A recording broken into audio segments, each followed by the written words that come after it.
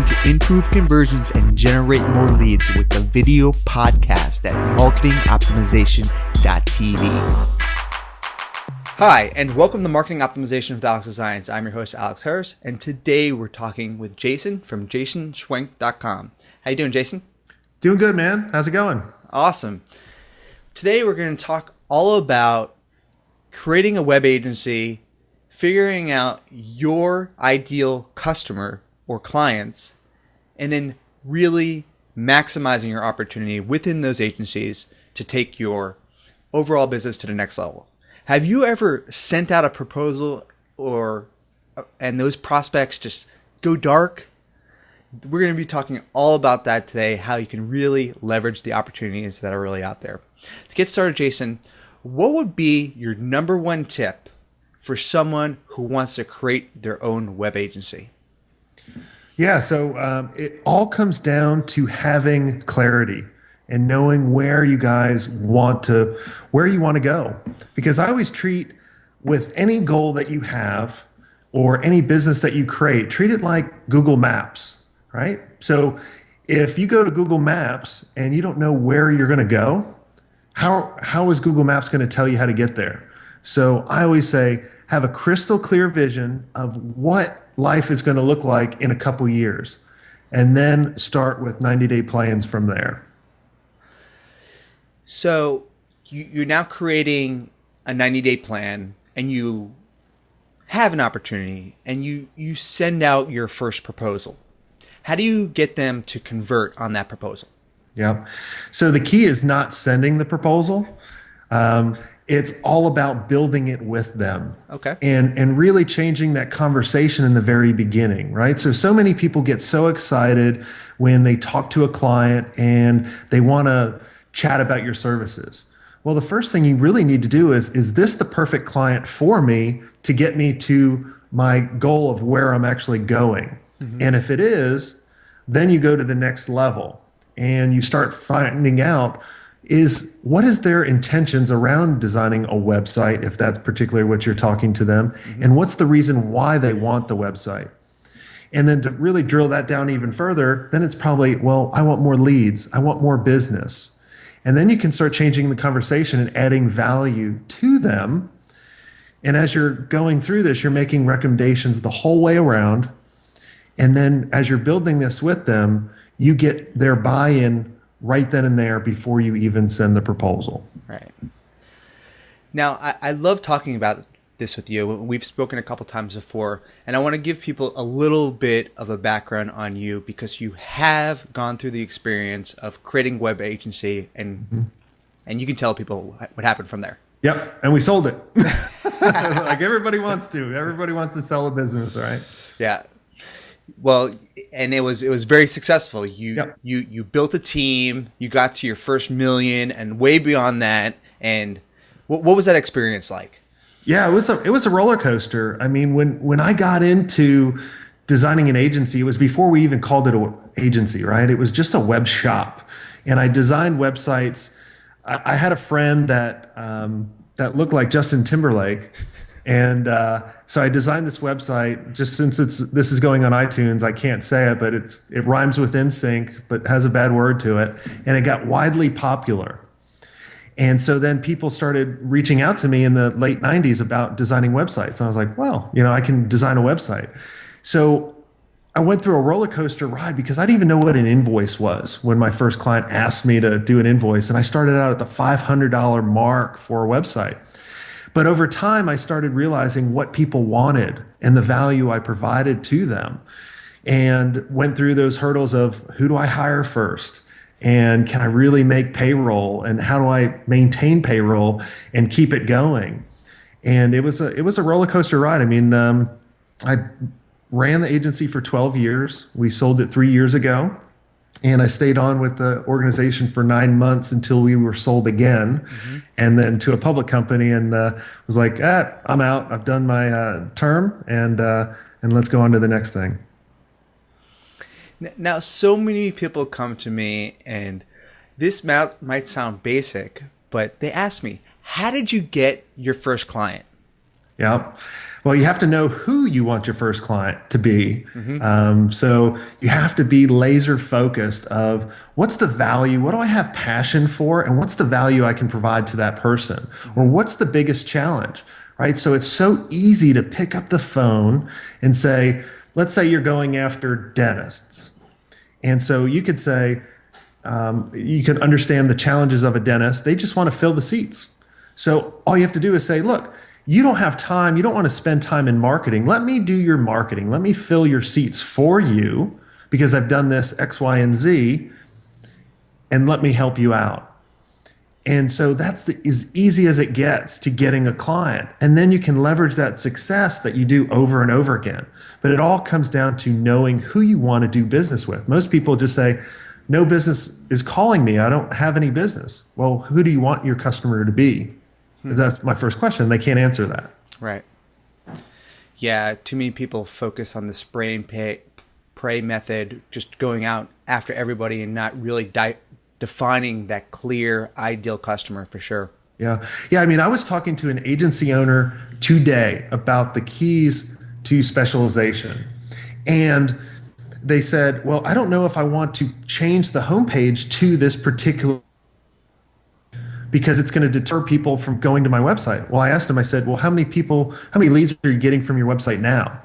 Yeah. 0. So you have to change something if you're starting from 0. Yes, exactly. That's an easy conversion rate to figure out. Yeah. So let's talk about pricing and modeling out your agency. What would you say to someone who said, I'm going to bill out at whatever, $50 an hour, $80 an hour? What would you say to the person getting started? Yeah, well, you need to figure out what your costs are first, right? So a lot of people just jump in and say, I'm going to charge $50 an hour, but they don't know what it actually costs them. And they don't understand how much profit they're actually going to make because they may be outsourcing to a bunch of contractors and they're like, well, I'm making $20 on the hour, but they're not associating all the time that they're spending, the opportunity cost. Totally. So then you actually got to figure out what's all the value that you guys have that you're providing and then go from there. Yeah. And let's talk about hourly pricing versus projects versus retainers. What would be some tips that you can provide to the audience? Yeah, so I know why people do hourly because you probably started out on the project-based work first and you got burned because you didn't take the time to estimate it out or you didn't have the experience. So I get it. We've all been there. But what we would do is we would always charge by the project versus the hours because as you get smarter over time and you get quicker and quicker, you're actually going to make less money. And that actually happened to us because I was like, we're bringing in all this business. Then I'd look at the profitability and say, what's happening here? I'm not, I have no money in the bank to pay people, but I've had more business. My gross revenue is so much. And that's because our guys were getting very efficient and we were delivering things quicker. So we were losing money. So when I started realizing that, and Alex, when we started measuring how long it actually took on projects, we were losing money on 60% of our projects. We were just lucky that we were making money on 40% of them, a lot of money on them. Right. And so when we actually started measuring that, then we were able to make the huge profits that we all wanted to have, where we could hire more people and get to that next level. So we've talked about getting your ideal client and really defining your niche a little bit, pricing, and then kind of building on that. What would you say as far as documenting your process, building your team, and really figuring out how to build on those couple first clients? Yeah, so your job is to build the business. And so what I was always on the intent to doing is I need to get people in order to produce the work on the resources. I needed to make sure I got rid of all the stuff that distracts you, right? So you have, the bookkeeper, you have the admin stuff. So how can you automate that? And then also, how can you even get those creative people in there that can take over the production work so you can go out and represent and sell? Now, I always tell people if they don't they're not comfortable at selling, don't get in and start an agency because you have to sell. You're not just designing pretty graphics and websites and doing marketing. Your job is to sell and bring in the business. That's step number one. And if you can't do that, you need to look at another line or partner with someone that can do that and bring in a partner. Mm-hmm. And what about specializing in general for a specific niche? As you've really defined, that you want to go after, like in the conversion space. People I've talked to, I go after the conversion space, but that's not how far I've niched down. How can you really niche down within your verticals? Yeah, I mean, I always try to go down a couple levels, and it took me a little while to figure this out, right? And so you almost kind of figure out and go down maybe 2 levels, and then once you feel uncomfortable, go down one more, right? Totally. So I could have said, I'm just going after small business. Well, that's not a target market. Then I said, well, I can just go after people in marketing.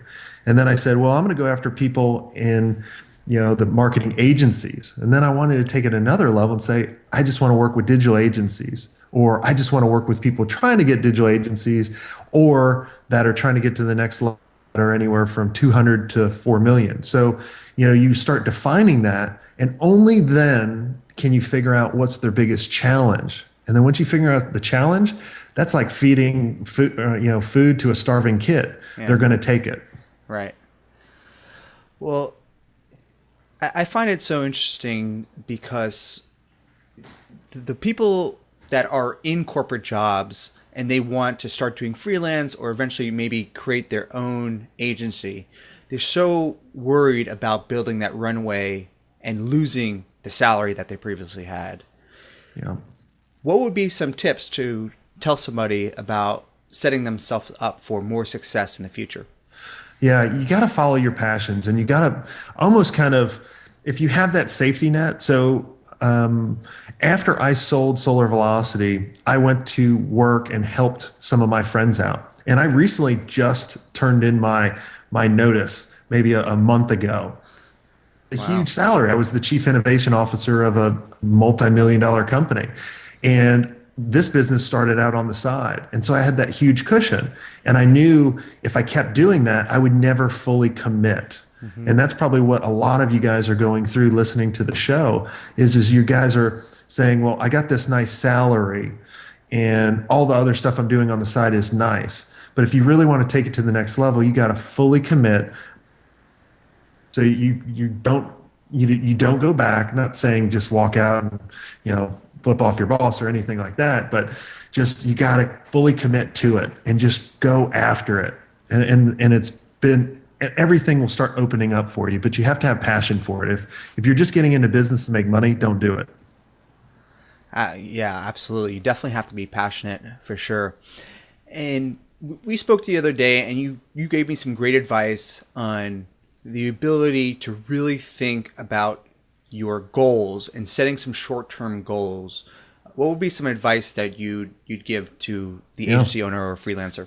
Yeah, so everybody looks way out, like on the year goals, but things change, your market changes, competitors change, your tools change, industry just changes, especially in the digital agency space. I mean, things change. Something else is going to come out that kills Twitter, right? And so you can't just leverage that on the year because then it's so hard to change. So what I've always done is set up 90-day goals. And so I set a revenue goal of what I'm going to build and then what I'm going to create. Mm-hmm. And everything outside of that goal, I say no to. So basically have a no list. Mm-hmm. And that sets you free, right? So you know what you're going to only do to get to that 90-day goal. Mm-hmm. And then I even take it a step further. In my days, I actually break it up in a couple different days. So I have my free days where I don't touch electronics. I have my profit days where I do marketing, promoting, and sales. And then I have my build and discover days where I build my podcast, I build content, or I listen to other people's podcasts like this podcast right now, right? And I learn stuff, and that's how I separate my week. And so you're doing this full time, there's so many distractions. And so you need to say, is this get me closer to my goal? Yes. And then how do I structure my day? Definitely. And those goals that I'm working on this year, that you recommended would be to not only focus on services, which you're trading your time for money, but also products. Yep. Yeah. So I also help agencies sell different agencies, and I actually try to talk them out of it because, the multiples are not there anymore. Right. But a lot of times, any of the companies that are worth anything to sell, they're profitable. And so if you're just bored at doing that business, then you need to take that profit and start building a product within. And so if you have a niche and you start understanding the challenges within that niche, there's probably a product that you probably could develop and build and even have your customers build it. And so I've always tried to create a reoccurring model. It's tough in the agency business because your clients always come first. They're always the ones that are paying the bills. So your product always takes the back seat. But what I would encourage all of you guys is split up your time in 80-20. Just put 20% into building your reoccurring model, your product, and then 80% into the client services. And if you fully commit to that, and that's in your 90-day goal, you'll be amazed what you can create. Lots of great advice there. And when creating that product, usually it's the clients or potential audience that's really telling you what to build. More than likely, if you're doing the same things over and over, that's a way to actually put that into a system to actually create a product. Yeah, I mean, there's people, you can create products for 1,000 different things. But I'll tell you, when you create a product, just don't think of how many people I can sell it to. Think of the right people to sell it to. Okay. And what's the problem that you're solving and the value. Yeah. Then create a minimal viable product without too much expenses to ensure that people are going to use it before wasting too much time or too much money. Yep. So you have a new product. Let's briefly talk about the agency playbook. Everything that we've already talked about today, you've encompassed in this new product that you're releasing. Yep. Let's tell people about the agency playbook. Yeah, so the playbook is for two different types of people. So it's for the freelancer that's thinking about starting an agency and wants the roadmap and the playbook and all the documents, everything that I've took from the 12 years of running it, even to what I've learned after, because I didn't get it perfect, guys. Even though I was, a small percentage of owner that sold an agency. Yes, I made it to that level, but there's a lot of things I did wrong that I could have been even bigger that I put in there. And then it's also for agencies that are just stuck and they don't know really where to go. And so what I've developed is 12 systems that every agency needs to be really good at, from how do I attract business, right? So what's the messaging? How do I capture those leads? From the nurturing sequence. I talked to an agency owner the other day. He said after 90 days, he drops the lead and never talks to him again. Well, that's 30% of their business probably they're losing. To the operations side, like what are the documents that you use in order to get the key employees that you want that you may not be able to afford? How do you create that culture? So it's everything from sales, marketing, operations to all the documents I use to avoid scope creep. So I'm really excited about this thing. Yeah, and if you want to find out more about the agency playbook, you can there's a link in the show notes. You can definitely check that out. Lots of great information. I'm actually going through it myself. A lot of valuable information for sure. And lastly, let's talk about the podcast. You have a great new podcast. Yep. Let's tell people about it and how they can find out more. Yeah, so the URL is smartagencymasterclass.com, or you can go to jasonswenk.com and you'll get there. And so I have that coming out. I'm real excited. And this is where I'm interviewing other agency owners that are at a place where you guys are trying to go. I interview brands that are actually making the decisions of why they choose agencies, which I'm really excited about. I interviewed a guy named Del Ross that runs IHG, and he tells the number one thing that you can do in order to call the big guys and get the meeting, which is really cool. And then I'm interviewing other people that provide software services to agencies in order to get you guys to the next level and think about partnerships. Doing a business thinks that they need to do everything. And so you need Yeah, he's pointing on this video. He's raising his hand, even though it's going to be audio. So Alex is jumping up and down. So everybody thinks they're Superman and they need to do everything. You need to figure out what's the stuff that's bringing you in profit right now and focus on cash flow. Everything else, delegate it away. Whether you use calendar software to book your meetings, whatever it is, see what you can systemize, if you can say that word, and give away to someone else to do. That's the only way you can get to the next level. I love it. There's definitely not enough people talking about this, and with your experience, I think you really can help a lot of people. So let's close by telling people how they can find out more about you. Yeah, best way is go to jasonswenk.com, and Swank is not spelled like Hillary Swank with the A, it's spelled with an E, so Swenk. But just go to jasonswenk.com, reach out to me, comment. I tell people I give away 80% of my stuff. I only charge for 20%. So steal 80% of my 80% of my stuff and feel good about it, and hopefully it takes you to the next level. Awesome, Jason. Thanks a lot for your time. Thanks, Alex.